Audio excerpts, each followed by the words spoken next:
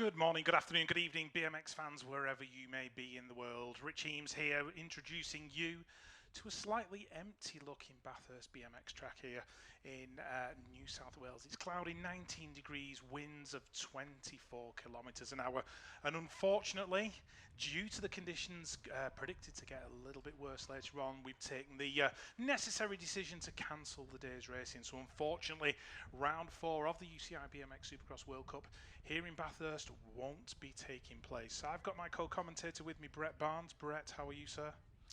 I'm a little gutted, Rich. I wanted to see the greatest races in the world race on Bathurst BMX track. I know how much work's gone into this track, and it's such an awesome event. So, yeah, a little gutted, but what can we do? Yeah, there's not a lot we can do. Mother Nature doing her worst, but I'm actually glad I've got you sat next to me, Brett, because Brett was involved in the building of the track here at Bathurst. He's well versed into the conditions, and he's also quite an expert on wind direction and things of that nature. We found out from a conversation we had earlier on. So Brett, just give us a little bit of background on the situation here at Bathurst with the wind, because if it comes in a certain direction, that has much deeper effects on the track and the venue as a whole. Can you explain that a little bit more for me? Yeah, look, all the good track builders out there, I know the UK guys do it, the Australian guys do it, we all do it. Whenever we do a track for the first time, the very first thing we do is we go find ourselves a windrose. And it's not like a pretty flower thing. It's actually a thing that tells us that the dominant wind directions for that site. Bathurst is one of those places that actually has a fairly diverse windrow, so it goes all over the place. The track roughly runs in a north-south direction. It's protected from the west, it's protected from the south, and largely protected from the north. The one direction it's not protected from is the winds we're getting today, which is it's that east-southeaster wind, and it comes straight up from the low side of the track and means that we're getting pretty much a crosswind across every straight. Right, so the one wind situation that we didn't want is actually happening today. So that's basically what's caused the problem here at Bathurst. So the dominant wind direction, the one situation that we didn't want to happen has unfortunately happened. And as you can see on the screen, if you look at the grass at the bottom of the screen, you can see it blowing. And the wind has been pretty consistent, but we've had some fairly substantial gusts, haven't we? Oh, absolutely. I know we saw 24 kilometres an hour on our weather chart there a little earlier, but I know we've had some over 40 kilometres an hour. And the last thing we want to do is see a rider gusted by a 40 kilometre hour crosswind. Crosswinds are never nice when you're jumping, are they? No, not at all, not at all. So, yeah, in the interest of keeping everybody safe, the decision has been taken to cancel the event today, like we said. I mean, from an athlete's perspective as well, Brett, you've got to think about the athletes in this situation, not just from a safety perspective, but also from a points perspective, perspective of World Cup points, the standings, Olympic qualification. It's one less opportunity for those riders to gather those points that they need for their own personal position, for their countries, for the qualification for the Olympics for the countries. It might be the difference. Could be the difference between, 3 riders going to the Olympics and maybe 2, possibly even 1. Yeah, I know we could both list off some countries that are going to be positive about this and some countries are going to be totally gutted about it. So I think we could be fairly confident in saying the Netherlands, France, and the US, they're in good positions, all those 3 countries, as far as the standings of the countries go. Yeah, and we had some situations yesterday where obviously the results were taken from the first round of motos. Great Britain, I think, certainly did very well out of that because they had 2 riders inside the top 5. Kai White coming in second. So yeah, it was great for them, but other countries maybe not so lucky. Yeah, well, Japan are trying to score themselves some extra points. Although they've been climbing their way consistently out. Nagasako's been riding really well. Rode the wheels off his bike last week at Shepparton. Right, so, but yeah, it's certainly an unfortunate situation, but we've certainly got some content for you here today at Bathurst. We're going to send you over to Tory in the Riders' Corner, and I think you might have Connor Fields with him, so let's see what Tory's got to say.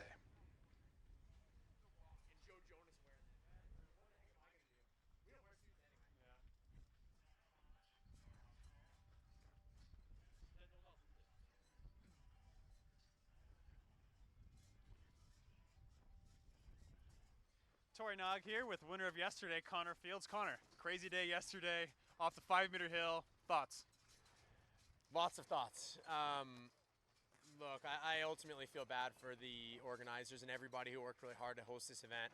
Obviously, thoughts are with Kai and the entire Sakakibara family. Like, it was just a shame that this all kind of happened like this weekend. We were here a couple weeks ago. We rode. Track was a lot of fun. I was really looking forward to racing here. A lot of people put in a lot of work to hold the event. People came from all over the world to compete. Nobody's happy with, the unfortunate circumstance of the weather today and yesterday. With that said, with yesterday's event, the rules are the rules. I didn't write them, but I was aware of them going in, so I tried to have a fast lap because I was aware it could get canceled at any time.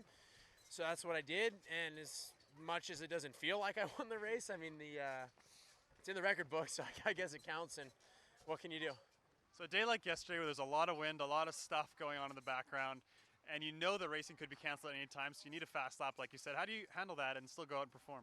Well, I'm lucky I'm 27 now. I have lots of experience. I've raced in all conditions. I've made mistakes, and I've had good races in all different sorts of circumstances. So it wasn't anything new. At the end of the day, when it's bad weather, when it's windy, the way I approach it is that someone's going to win, someone's going to get points, someone's going to get paid. So if I'm going out there, why not make it me? And so I just tried to tune everything out and be mentally tough and just run the safest but the best lap that I could. And thankfully, everything worked out. But I think I went back after and I watched the entire round through, and there was a lot of crashes, and it was pretty bad out there. And as much as, like I mentioned, everybody works hard to hold these events and comes here to do this, there is an element of we are human beings and you want to stay safe and all that too. So I'm glad I wasn't in the room having to deal with making the decision of what to do. I was up here waiting to be told like everybody else. But I can see both sides of the fence. I'll just say, I can see why they would want us to go race. And why some athletes would want to race, and I can also see why some people didn't maybe feel comfortable. There's obviously an art to racing in the wind as well. There's an art to riding in the wind. How do you do that? Stay loose on the bike and all that? I can't give you all my secrets. I guess the best way I would describe it is that when it gets windy, a lot of times people get tight, and they actually on the bike less. But that's actually the worst thing you could do because then the wind blows you over. So when I ride in the wind, and I'm not lucky to be from somewhere windy, but it's windy often where I live in Las Vegas, and when we train in Chula Vista, it's almost always windy, so I've got lots of experience. You actually have to be more aggressive on the bike. You go the other way. You try harder to move around and stay loose, and you almost have to act like it's not windy when you're riding, and try your best not to think about it. So it's Olympic year, a lot going on. Whenever the Olympics come around, there's a lot of added hype to the year, and so now especially with 2 added wins. What's your mindset moving forward? Obviously, you've been through Olympic cycles now. You've won the Olympics. What's the mindset moving forward through the rest of the year? Yeah, like you said, I'm lucky. I've done this twice, right? I have a great result with a win, and I've also got a participation certificate from London. So, look, I just will draw from those experiences and understand that, the way I approach it is it's one race at a time. You're not going to win and lose in Tokyo today. You're not going to win and lose in Tokyo in Manchester or in Houston or whatever. You're going to win or lose in Tokyo. So one race at a time, just keep doing everything I can to get better, surrounding myself with a good team. USA Cycling gives me all the support I need. My coach, Sean Dwight, and my training partners give me all the support, my family back home, and just trust in the process. I've got the blueprint for what works, and I'm, going to stick to that as best I can and just one day at a time, not to be cliche, but keep working one day at a time. So like you said, you're 27 now. You've had a lot of years of training and racing under your belt. How's the prep changed, maybe from when you're 20, 21 to now? Do you still prep the same way in the off season, or is it a bit different now that you're a bit older and more experienced? Well, it changes every year because every year there's different things I need to improve on. When you're younger, you're just trying to get stronger and keep up. When you're 20 years old racing 28-year-olds, you have a lot less years in the bank of training. So, it's changed. Obviously with the Tokyo track being 10 seconds longer than any of these other tracks, and racing, here was pretty big. Shepparton was pretty big. Poppendal's huge. Houston's long. We put a lot of emphasis on just getting overall fit and strong and being able to go the distance at these tracks. So that was a bit different. But again, it's nice having the experience because I know how to approach it. I know that training's not going to be fun always and that you're going to be sore and it sucks, but I also know that the payoff is worth it. So just, approaching it kind of like that. And no matter what, even when you win, I don't really count yesterday too much, but winning in Shepparton, I won, but I wasn't perfect. There's always something to work on. There's always things to improve. So after every race, I sit with, my coach and I, tomorrow we'll probably have a discussion about what did I do well, what can I improve on, and kind of make a plan for the next little chunk of racing and then repeat the same process, and hope we get it right come come summertime. Awesome. Well, great start to the year, Connor. Congratulations on the win this weekend and staying safe, and best luck for the rest of the year. And I think we'll see you on top of the box again. Yep. Thanks, Tor. Back to you guys.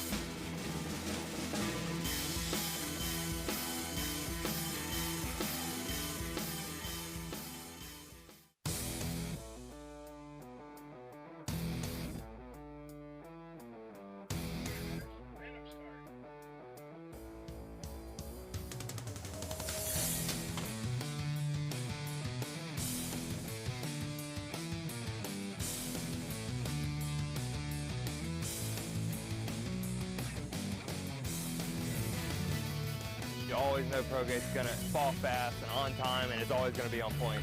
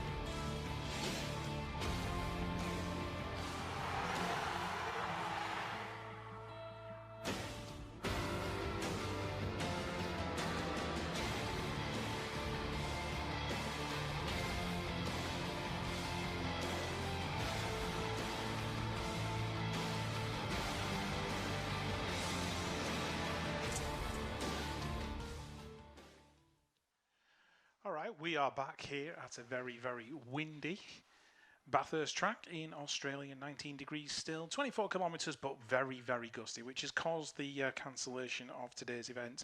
Just going back to Connor's interview, Brett, he said something very, very telling for me. He said, you can't win the Olympic title here. You can't win the Olympic title in Manchester or Papendal. You can only win it in Tokyo. He's definitely got a long-term viewpoint. That's something that comes from experience, wouldn't you say? Consummate professional. Yeah. If you were going to base your approach on racing on any other rider, I think Connor, you'd be hard to go wrong basing it on Connor.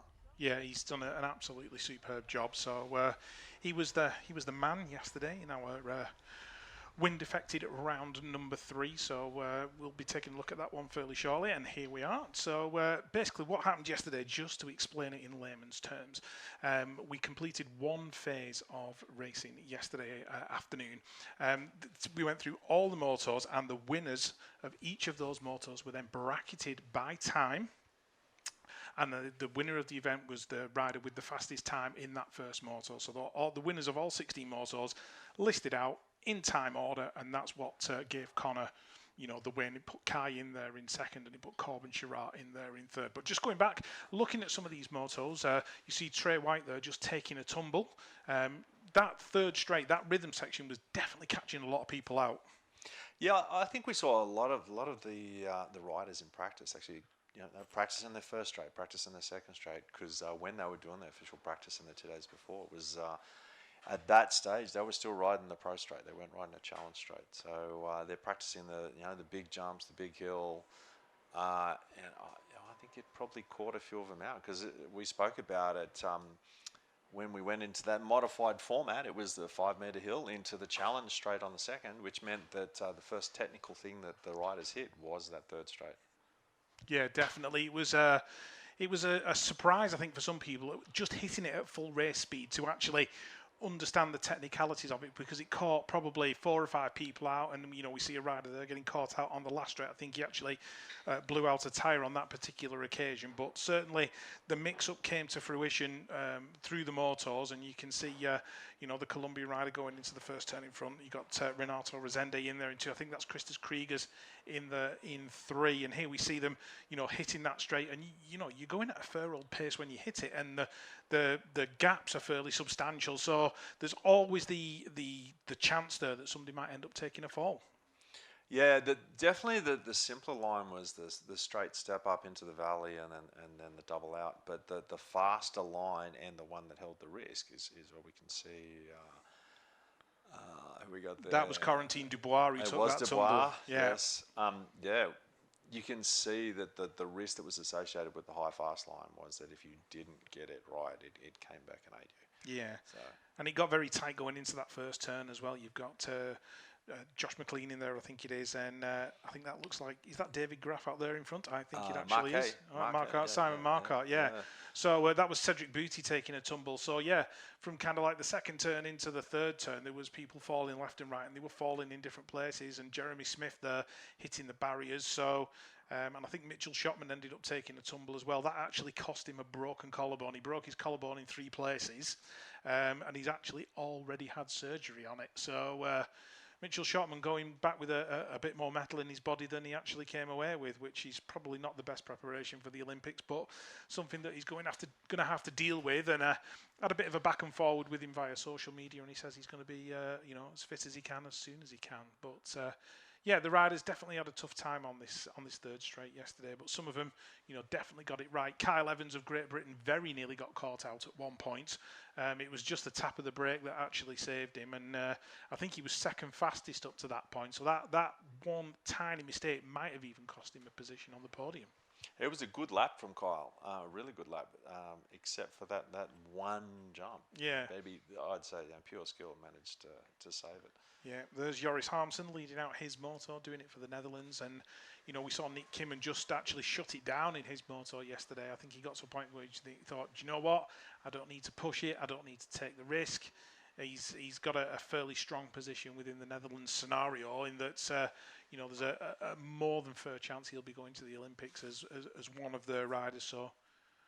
So he's taking, the opportunity to just stay calm and just live to fight another day. So, but yeah, certainly the motos went well. We got through 16, 17 motos, and we ended up with a top 3. So, and I think we're going to nip over now and just having a word with Kevin McCush from the UCI. He's going to give us a bit more of an update on what's gone on today.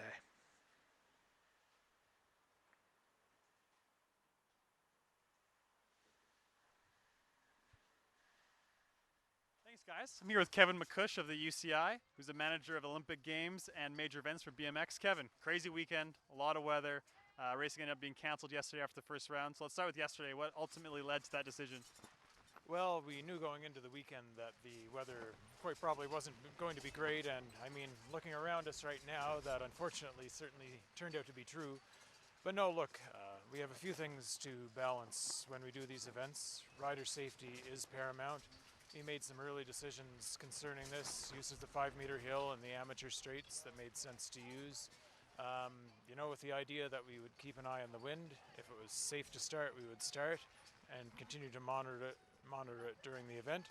And as it turns out, we were able to get started yesterday afternoon with men round 1, but following a delay caused by a few field of play staffing issues in response to a crash, we had a delay such that conditions deteriorated between the time when we were able to possibly get going again and the point in time that we decided ultimately to cancel the women. So that's what led to the cancellation yesterday. Ultimately, what leads to that decision? Is it just a judgment call, or is there some sort of criteria that you look at when deciding to make that call? There are a few criteria. I mean, obviously a side wind, which is what we have here, is far from ideal. There is far less tolerance for a side wind on a BMX track than there is a simple head or tailwind. That was the main factor that we were looking at yesterday. There would be periods when the wind was quite all right and periods when it was a bit stronger, which complicated matters. And ultimately, watching the first rounds as they progressed, it was safe, and the crashes we did have weren't necessarily related to the wind. But once we got to the point in time where it was possible for us to start the women, there was just no way. Things had gotten stronger with less consistency in the wind, so we made the decision to stop. I believe it is a UCI rule that when the round finishes, you go off the lap times for overall placing, and that's ultimately what happened in the end, right? Yeah, that's generally true. So basically our regulations are oriented so that if we get some racing done, considering that it is an outdoor sport and it is possible that due to weather or other reasons we might not be able to finish, we have regulations which will allow us to declare results on the basis of racing that's been done up to that point in time. So indeed, that's what we did. And as people can probably see and hear, the weather today is, even windier and rainier than yesterday. So what was the process like today? Well, we looked at the weather yesterday once we decided to stop to see what the situation was. There is a major storm which is over the Sydney area. We're about 150 kilometers inland from Sydney, or about 3 hours drive. So we're a bit in the edge of it. So we looked at the weather to see what was most likely to happen, considering the wind conditions and also a bit the rain. Yesterday when we looked at it, it seemed like it would still be strong in the morning, and then early afternoon it would begin to taper off. So we took a decision basically to delay the start until 2 this afternoon with the idea that we would assess conditions then and see if we could start or not.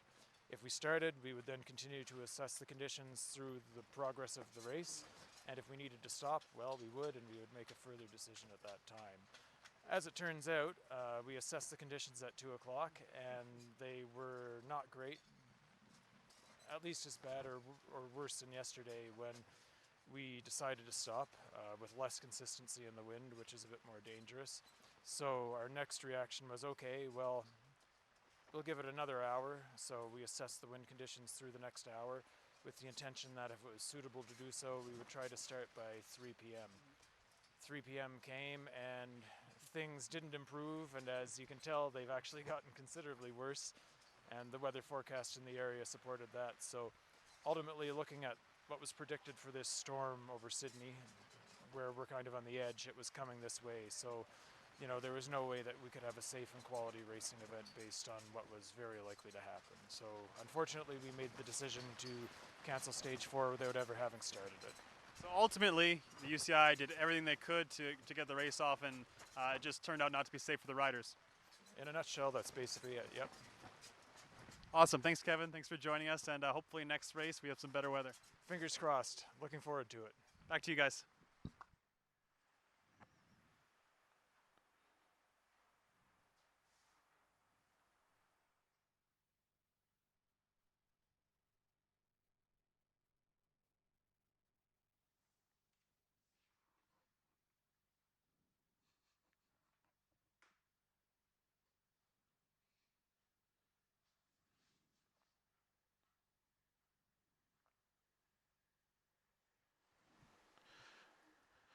Well, I'm hoping we have better weather at the next round because we're indoors in Manchester. So if it's blowing a gale in Manchester, and it means somebody's taking the roof off the National Cycling Centre, so I think we'll be good there. But just taking a look at the World Cup standings as they are right now. Connor Fields leading it out. He's had 2 wins out of the 3 rounds, so he's going well. He's Connor. Anthony Dean just behind him there in 2. He wanted to put some strong performances in Australia, and he certainly did that in Shepparton. But unfortunately, Bathurst hasn't worked to his advantage, so he's still 100 points behind. Ramirez in 3, Sylvain Andre in 4, David Graff in 5. Nick Kimman just slipping down the standings slightly. You know, he erred on the side of caution yesterday, and Kai White with his 2nd place yesterday has moved himself inside the top 8. Moving on to 9 through 16, Isaac Kennedy nestled there in that 9th spot. Jeremy Rencarel in 10th, Joshua McLean 11th, Nagasako of Japan in 12th. Pelluard, Mayu Blanc and Quillan Isidore just propping up the top 16. Few interesting results there too. Yeah, definitely. Just moving on to the women's standings, Elise Willoughby still leading it out. Obviously, this won't have changed because the women didn't actually race yesterday, the elite women. So Elise Willoughby still leading the standings, still got 300 points. Seiya Sakakibara in 2, Manon Valentino in 3, Felicia Stansel, Lauren Reynolds inside the top 5, Laura Smulders in 6, Mariana Pahon in 7, Zoe Claysons in 8. And then we've got Axiel Etienne, after some good riding from her in Shepparton. Simone Christensen, Rebecca Pitch was a standout for me, Rich, in Shepparton. The young New Zealander rider really stepping up. Yaroslava Bondarenko, Caroline Buchanan, a great comeback from Caroline to get back in the mix of it. Natalia Afromova, Matilda Dudo, and Judy Bow. Yep, just rounding out the top 16. So those are the standings as they are right now. Obviously, the women's one hasn't changed, as we said. And the next round that you'll see UCI BMX Supercross World Cup racing, that'll be in Manchester on the 18th and 19th of April. So we've got quite a substantial break now before we go indoors. Back in the UK, guaranteed to have the weather we require. So all's looking good for some quality racing further down the line.